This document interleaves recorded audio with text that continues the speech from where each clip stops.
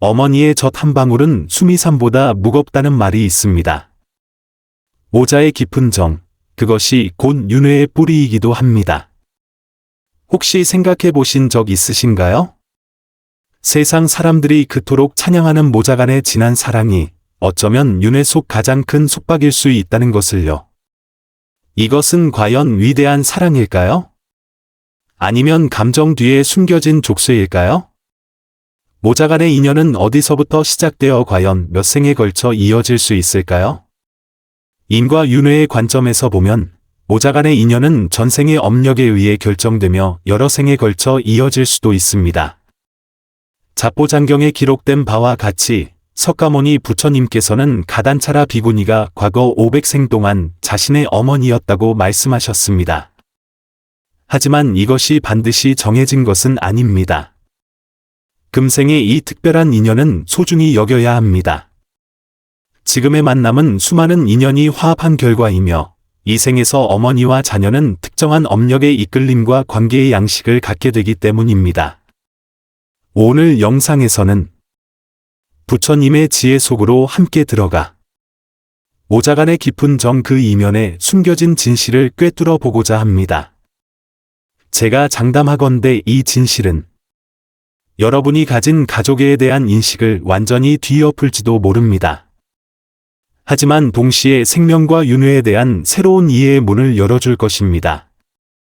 세존이시여, 어찌하여 세상 사람들은 모자간의 정을 끊어내기가 특히 어렵다고 하는 것입니까?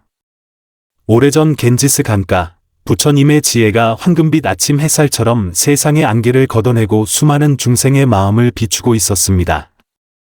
이날 고요한 중림정사에서 모자의 인연과 삶의 진정한 의미에 대한 깊은 대화가 시작되려 하고 있었습니다.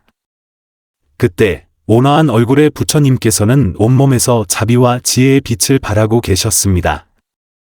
그분은 천천히 입을 열어 어머니의 젖 한 방울은 수미산보다 무겁다고 말씀하셨고 그 한마디에 그곳에 있던 모든 이들의 관심이 집중되었습니다. 사람들은 모두 부처님께서 세상에서 가장 자연스럽고 순수한 모정에 대해 깊은 찬사를 보내실 것이라 생각했습니다. 그러나 누구도 예상치 못하게 부처님께서는 화제를 돌려 충격적인 진실을 말씀하셨습니다. 그 말씀은 마치 잔잔한 호수에 거대한 돌이 던져진 듯 큰 파문을 일으켰습니다. 부처님께서는 엄숙한 표정과 깊고 자비로운 눈빛으로 대중의 눈을 바라보며 천천히 말씀하셨습니다. 순수하고 귀하기 그지없어 보이는 모자의 정이 실제로는 육도윤회 속에서 가장 풀기 어려운 속박이자 중생이 오랜 세월 고통의 바다에 빠져 해탈하지 못하게 하는 근본 원인 중 하나이니라. 이 말씀이 떨어지자 사방은 순식간에 깊은 정적에 휩싸였고 사람들은 경악과 불신이 가득한 얼굴로 입을 다물지 못했습니다. 그들 마음속에 더없이 아름다웠던 감정이 부처님에 의해 이토록 무겁고 깊은 의미를 부여받게 된 것을 도저히 받아들이기 어려웠던 것입니다. 먼 옛날 사장성에 복덕이라는 상인이 있었습니다. 그는 총명하고 재능이 뛰어나 상계에서 두각을 나타내며 큰 성공을 거두었습니다. 이 모든 것은 그의 어머니 자심의 정성 어린 보살핌 덕분이었습니다. 자심은 복덕이 어릴 때부터 온갖 고생을 마다하지 않으며 힘들게 그를 키웠습니다. 그녀는 복덕에게 물질적인 보살핌뿐만 아니라 정신적으로도 세심하게 이끌어 주었습니다. 옹알이를 할 때부터 자심은 복덕에게 경전을 읽어주며 한자 한자 참을성 있게 가르쳤습니다. 그 과정에서 생생한 이야기들을 통해 선과 악을 구분하고 사람의 도리를 깨닫게 하며 올바른 길로 인도했습니다. 복덕은 어릴 때부터 어머니가 자신을 위해 쏟은 심혈을 잘 알고 있었습니다. 밤낮으로 고생하며 점점 허리가 굽고 세월의 흔적으로 머리가 휘어가는 어머니의 뒷모습을 볼 때마다 그의 마음속에는 끝없는 감사함과 죄송함이 뒤섞여 만감이 교차했습니다. 그는 어떻게 해야 어머니의 바다처럼 깊은 양육의 은혜에 보답할 수 있을지 늘 남몰래 고민했습니다. 그러나 운명은 무상했습니다. 어느 가을, 복덕이 평소처럼 먼 곳에서 장사를 마치고 돌아왔습니다. 집에 들어서는 순간 그의 심장이 쿵 내려앉았습니다. 어머니가 병상에 누워 계셨는데 숨결은 미약하고 얼굴은 종이처럼 창백했습니다. 마음이 타들어갈 듯 조급해진 복덕은 즉시 성에서 가장 유명한 의원인 가업을 모셔왔습니다. 가업은 자신의 맥을 짚어본 후 미간을 찌푸리며 근심 가득한 표정으로 말했습니다. 노부인의 병은 이미 골수에 사무쳐 손을 쓸 방도가 없습니다. 이 말을 들은 복덕은 눈앞이 캄캄해지며 다리에 힘이 풀려 털썩 소리와 함께 어머니의 침상 곁에 무릎을 꿇었습니다. 눈물이 터진 두 개의 강물처럼 쏟아져 내렸습니다. 그는 울부짖었습니다. 어머니, 제발 기운 차리세요. 자식이 아직 어머니의 은혜에 보답하지도 못했단 말입니다. 자심은 마지막 힘을 다해 희미하게 손을 들어 복덕의 손을 살며시 잡았습니다. 목소리는 미약했지만 더없이 단호하게 말했습니다. 이야, 어미는 내게 보답 같은 건 바란 적이 없단다. 다만 내게 한 가지 소원이 있구나. 어머니, 어서 말씀하세요. 아들이 반드시 목숨을 다해 이뤄드리겠습니다. 복덕은 기대에 찬 눈으로 다급하게 대답했습니다. 자심은 입가에 옅은 미소를 띠며 천천히 말했습니다. 내 평생 가장 큰 행복은 너희 어머니가 된 것이었단다. 나는 다음 생에도 너희 어머니로 태어나 영원히 내 곁을 지켜주겠다고 부처님 성상 앞에서 이미 굳게 맹세했단다. 말을 마친 그녀의 손이 힘없이 아래로 떨어졌고 천천히 눈을 감으며 평온하게 세상을 떠났습니다. 복덕은 비통함에 잠겨 마치 영혼이 빠져나간 사람처럼 넋을 잃고 어머니의 영정 앞을 지켰습니다. 그는 밤낮으로 울며 식음을 전폐했고 눈물은 옷깃을 적시고 두 눈은 퉁퉁 부어올랐습니다. 이웃들은 그 모습을 보고 모두 고개를 저으며 탄식했습니다. 저 복덕이라는 아이 좀 보게. 저런 효자가 또 있을까? 저 모자간의 정은 정말 하늘을 감동시킬 만하니 눈물이 나지 않을 수 없네. 바로 그때 흰 수염이 긴 한 수행승이 천천히 복덕의 곁으로 다가왔습니다. 그는 온화한 눈빛으로 비통에 잠긴 복덕을 보며 조용히 물었습니다. 보살님, 보살님과 어머님의 인연이 과연 몇 생이나 이어질 수 있을지 생각해 보신 적이 있으십니까? 복덕은 눈물 가득한 얼굴을 들고 흐느끼며 말했습니다. 다음 생에도 어머니를 다시 만날 수만 있다면 제 몸이 가루가 되어도 여한이 없겠습니다. 노승은 그 말을 듣고 고개를 가로저으며 의미심장하게 말했습니다. 그 문제에 대한 답은 오직 깨달은 분만이 주실 수 있을 겁니다. 열애께서 지금 중림정사에서 법을 설하고 계시니 그곳에 가서 여쭈어 보는 것이 어떻겠습니까? 복덕의 마음속의 순간 희망의 빛이 타올랐습니다. 마치 어둠 속에서 한 줄기 빛을 본 듯했습니다. 그는 두말 없이 즉시 짐을 꾸려 중림정사로 향하는 길에 올랐습니다. 그 기나긴 여정에서 복덕은 비슷한 경험을 한 많은 사람들을 만났습니다. 연하라는 부인은 슬픔 가득한 얼굴로 그에게 하소연했습니다. 제 어머니께서도 임종하시기 전에 다음 생에 또 제 어머니가 되겠다고 서원하셨어요. 저를 어찌나 걱정하시고 마음을 놓지 못하셨는지 모릅니다. 명심이라는 서생도 회상하며 말했습니다. 제 어머니께서 돌아가시기 전 제 손을 꼭 잡고 말씀하셨습니다. 내 아들아, 내가 너를 두고 가는 것이 너무나 아쉽구나. 다음 생에는 반드시 내 곁에 다시 태어날 것이다. 저는 지금도 그때 어머니의 그 애틋한 눈빛을 잊을 수가 없습니다. 그들이 마침내 중림정사 밖에 도착했을 때 지광이라는 노인을 또 만났습니다. 지광은 어머니 이야기를 꺼내자마자 눈시울이 붉어지며 목소리가 가늘게 떨렸습니다. 제 어머니께서 돌아가신 지 벌써 15년이나 되었지만 임종하실 때 하신 말씀을 생각하면 지금도 눈물이 샘솟듯 쏟아집니다. 그때 어머니께서는 내 평생 가장 큰 소원은 생생세세 너희 어머니가 되는 것이다라고 하셨습니다. 복덕은 이들의 이야기를 듣고 마음속 깊이 만감이 교차했습니다. 그는 어째서 모든 어머니들이 임종 전에 똑같은 소원을 빌었을까? 이 감정에는 대체 어떤 특별함이 있기에 어머니들을 이토록 집착하게 만드는 것일까 하는 의문이 들었습니다. 이 무거운 의문들을 안고 그들은 함께 중림정사로 들어갔습니다. 그때 중림정사 안에서는 부처님께서 사부대중에게 오묘한 법을 설하고 계셨습니다. 법회 현장은 장엄하고 숙연했으며 모두가 부처님의 지혜로운 말씀에 온전히 빠져들었습니다. 법회가 끝난 후 복덕 일행은 공손히 앞으로 나아가 부처님께 예를 올렸습니다. 복덕이 모두를 대표하여 조심스러운 마음으로 여쭈었습니다. 세존이시여, 저희 마음속에 공통된 의문이 하나 있습니다. 저희 어머니들께서 임종하시기 전에 모두 다음 생에도 저희의 어머니가 되겠다고 서원하셨습니다. 과연 그 서원은 이루어질 수 있는 것인지요?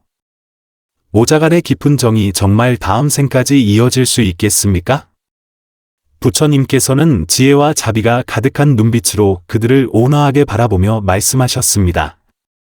선남자들이여, 너희의 질문에 답하기 전에 먼저 한 가지를 묻고 싶구나. 이 끝없는 윤회 속에서 너희 각자가 얼마나 많이 태어났으며 또 얼마나 많은 이들의 자식이었는지 아느냐? 반대로 또 얼마나 많은 이들이 너희의 부모였겠느냐? 사람들은 서로 얼굴을 쳐다볼 뿐 모두 망연자실한 표정으로 누구도 그 질문에 답하지 못하고 도무지 알 길이 없다고 했습니다. 부처님께서는 그 모습을 보시고 말씀하셨습니다.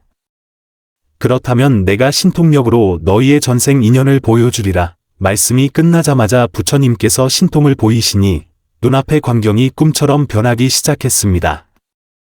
7세 전, 복덕은 위풍당당한 장수였고 지금의 어머니는 당시 그의 적수로서 서로 적대 진영에서 칼을 겨누고 있었습니다. 9세 전, 연하는 의술로 세상을 구하는 의원이었고 지금의 어머니는 그저 그녀에게 의술을 구하러 온 평범한 환자였습니다. 11세 전, 명심은 장사에 바쁜 상인이었고 지금의 어머니는 그와 물건갑으로 다퉜던 손님으로 두 사람은 매매 문제로 불쾌한 일을 겪었습니다. 사람들은 이 광경을 보고 경악하여 입을 다물지 못했으며 자신의 눈을 믿을 수 없었습니다.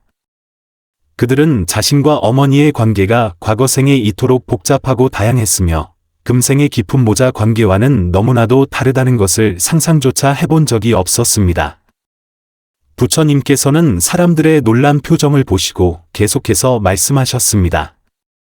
이것들은 그저 빙산의 일각일 뿐이다. 이 끝없는 윤회 속에서 모든 중생은 서로가 부모와 자식, 형제자매, 부부와 반려자였느니라. 생각해보아라.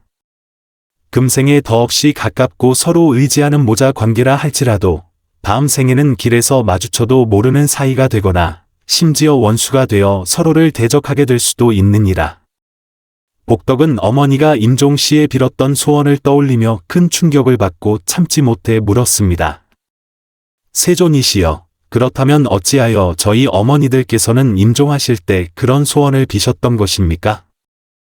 그 소원은 대체 어찌 된 일입니까? 지광도 다급하게 물었습니다.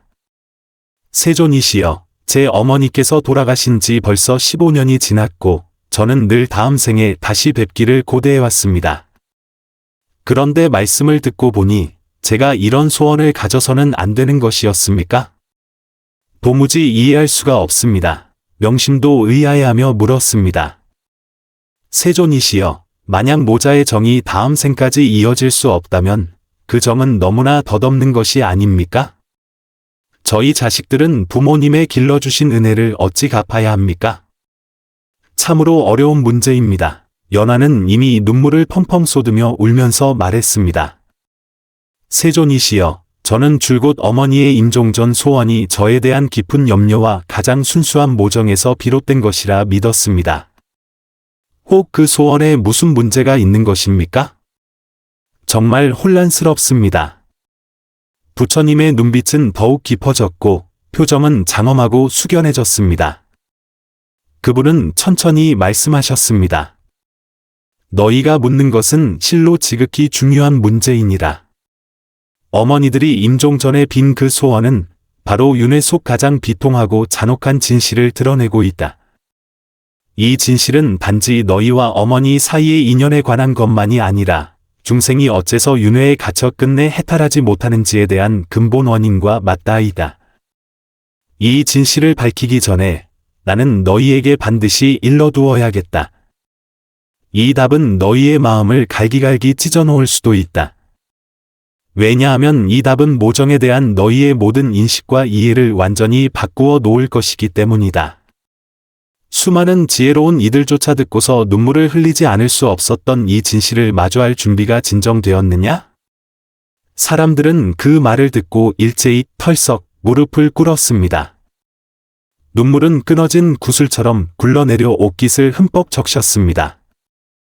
복덕이 떨리는 목소리로 대답했습니다. 부디 세존이시여, 가르침을 내려주십시오. 설령 그 진실이 저희의 마음을 아프게 할지라도 저희는 답을 알기를 간절히 원합니다. 이 모든 것이 대체 어찌된 일인지 명확히 알고 싶습니다. 부처님께서는 자비롭게 중생을 바라보며 말씀하셨습니다. 너희의 어머니들이 임종 전에 그런 소원을 빈 것은 근본적으로 너희에 대한 너무나 깊고 무거운 집착 때문이다. 이 집착은 겉으로 보기에는 가득한 자애여, 자식에 대한 어머니의 끝없는 관심과 아쉬움이지만 실제로는 가장 견고하고 벗어나기 어려운 속박이니라.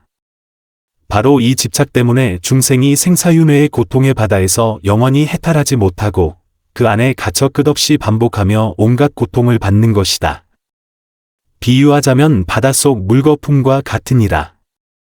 모든 물거품은 자신이 유일무이하고 특별한 존재라 여기지만 본질적으로는 모두 같은 바닷물이 변한 모습임을 알지 못한다. 중생도 이와 같아서 어느 한 생의 관계에 너무 집착한 나머지 생명의 가장 본질적인 모습을 잃고 자신의 본래 면목을 잊어버리는 것이다. 지광이 혼란스러운 얼굴로 참지 못하고 물었습니다. 세존이시여, 자식에 대한 어머니의 사랑은 지극히 자연스러운 감정이 아닙니까? 저희는 어릴 때부터 모정이 가장 위대하다고 배워왔는데 어찌하여 지금 그것이 수행의 길에 장애가 된다고 하십니까? 참으로 이해하기 어렵습니다. 부처님께서는 인내심을 갖고 설명하셨습니다. 바로 그 자연스러운 감정이 너무나 깊고 강렬하기에 도리어 자신도 모르는 사이에 본성을 잃게 만드는 것이다. 어머니들은 영원히 자식의 어머니가 되는 것이 자식을 위한 가장 큰 사랑이라고 생각하지만 정작 생사윤회의 진짜 모습을 꿰뚫어 보지 못한 것이다. 진정한 자비란 한때 한 생의 관계에 집착하는 것이 아니라 서로가 깨달음을 얻어 이 고통의 윤회에서 벗어나도록 돕는 것이니라. 복덕이 무언가 깨달은 듯 말했습니다. 세존이시여, 그렇다면 다음 생에도 모자 관계가 되기를 집착하기보다는 지금 이 순간 수행에 정진하여 해탈의 길을 찾는 것이 더 중요하다는 말씀이십니까? 부처님께서는 흐뭇하게 고개를 끄덕이며 말씀하셨습니다. 바로 그 이치이니라. 모자의 정은 물론 지극히 귀하고 잊기 어려운 것이지만 그보다 더 귀한 것이 있으니 바로 서로를 깨달음의 방향으로 이끌어주는 것이다. 너희가 이 이치를 진정으로 이해하게 되면 모든 중생이 과거에 너희의 부모였으며 미래에 너희의 자식이 될 수도 있음을 알게 될 것이다. 그러니 진정한 효도란 단지 모자 관계를 영원히 이어가려는 것이 아니라 어머니를 생사윤회의 고통에서 벗어나도록 돕는 것, 이것이 바로 가장 큰 효도이니라. 연하가 이어서 물었습니다. 세존이시여, 그럼 저희는 어머니께서 임종하실 때 남기신 소원을 어떻게 대해야 합니까? 그 소원은 저희에게 매우 큰 의미가 있지만 또 말씀하신 수행과 해탈과는 상충되는 점이 있으니 저희는 어찌해야 합니까?